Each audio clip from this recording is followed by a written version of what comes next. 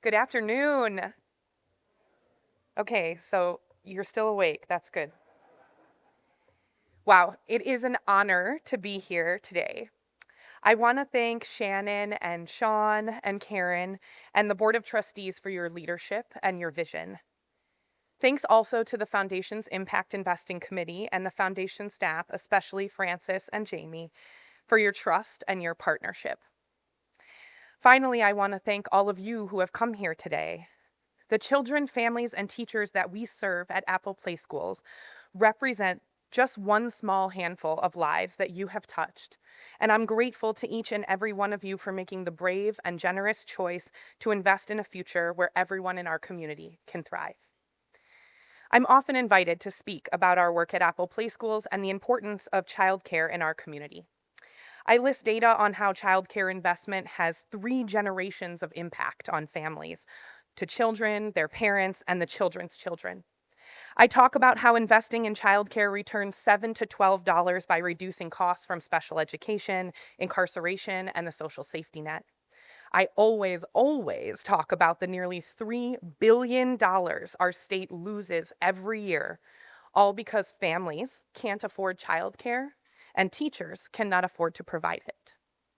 In every community in the United States where there are children, childcare is essential infrastructure on which the whole economy depends. But I'm not here today to talk about numbers. I'm here to tell you a story about the way investments from volunteers, government, foundations like the Community Foundation, and donors like yourselves transform the lives of over 1,000 people who rely on Apple Playschools for work and for play. 5 years ago, we were only a few weeks into COVID lockdowns, and Apple Playschools had made 2 extraordinarily difficult decisions. First, we closed to in-person care and provided virtual family support programs the best we could. Second, our board pledged to put our limited cash resources to paying our staff in full through the school closures.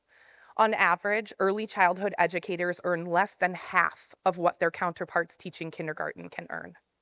Most of our educators simply could not afford to miss one paycheck, let alone several weeks or months of pay. So we committed to making sure our teachers and their families had what they needed for as long as we possibly could.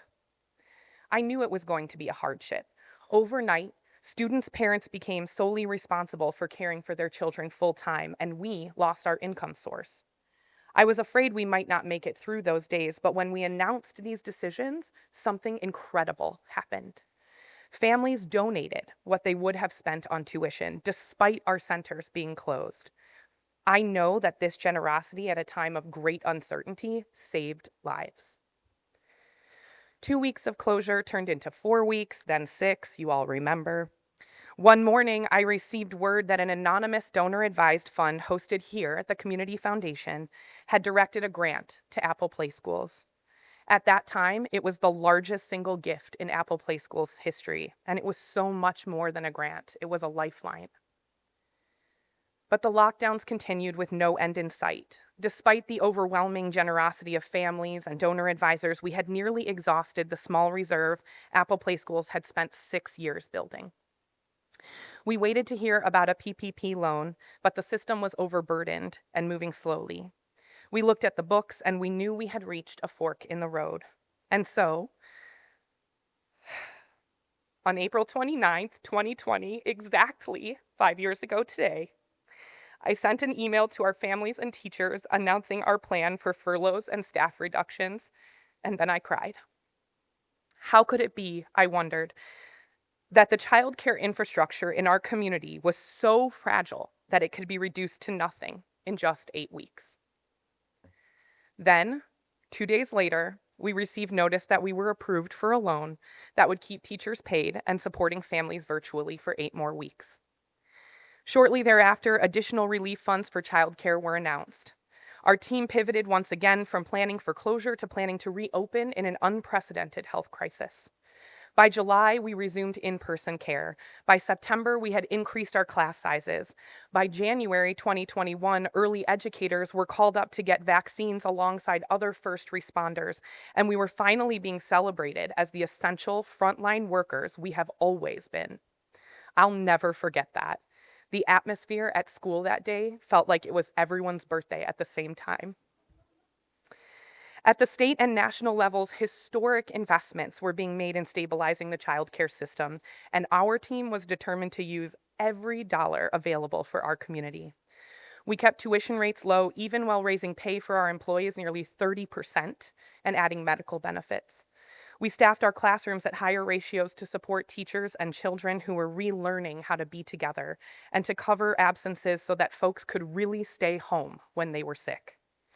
Our staff retention rates were picking up, and more families were joining our wait lists. But by 2022, our bank accounts were telling a different story. Apple Playschools was raising more donations than ever, but it simply wasn't enough. With government investment starting to dwindle again and the cost of providing care growing higher every month, our expenses outpaced what we could raise. We were being pushed back into a harsh pre-COVID reality, one where families and providers are left to shoulder the full cost of this essential care that keeps our economy running. We had spent months exploring ways to sustain the wages and benefits we had put in place without passing the entire cost to our families. My colleagues at other centers suggested we right-size, a gut-wrenching term for eliminating our infant-toddler programs, which are nearly twice as expensive to operate as care for older children. We wondered what was going to happen to the 50 babies and toddlers in our schools, and how would their families be able to continue working? So we started to think bigger. Why not right-size by expanding rather than closing?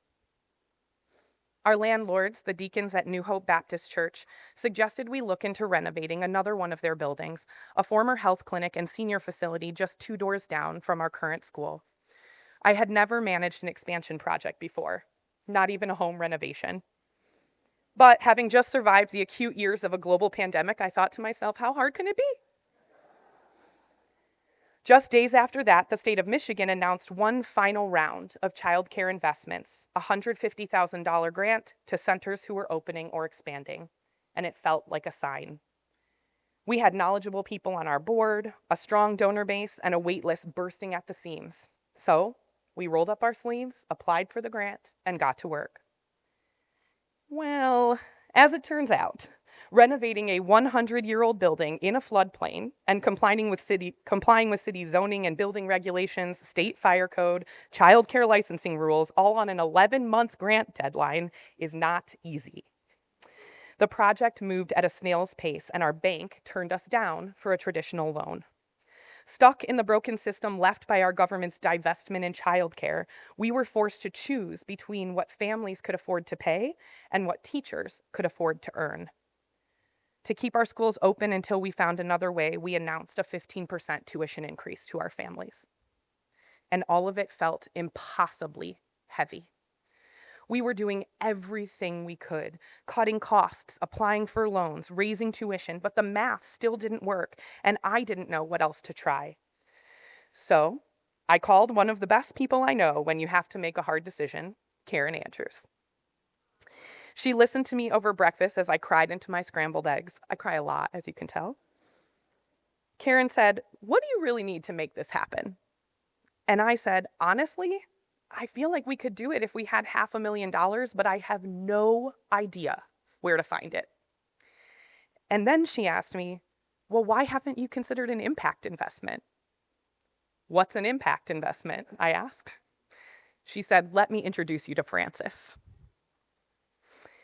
4 months later, the investment committee approved the Community Foundation's first ever child care impact investment, a $600,000 loan to Apple Playschools that would refinance some of our old debt and cover the remaining costs of opening a new center. But this investment is so much more than a loan. The foundation sat at the table with us as we navigated multiple delays caused by the city's burdensome planning and building requirements, and we're working together to reduce those requirements for other child care centers too. Within a month, we will have children in our new school, providing nearly 50 more families with child care and eventually doubling the size of our scholarship program. We created 12 new jobs and will be able to sustain wages and benefits for our incredible staff. We helped put an underutilized property back in service to the community. We added 10 no-cost preschool spots in Apple Playschool's first pre-K for all classroom, and we're helping to keep hundreds of parents at work. This loan made it possible for Apple Playschools to shift to a sustainable financial model that will enable us to serve families and teachers for years and years to come. Talk about impact investment.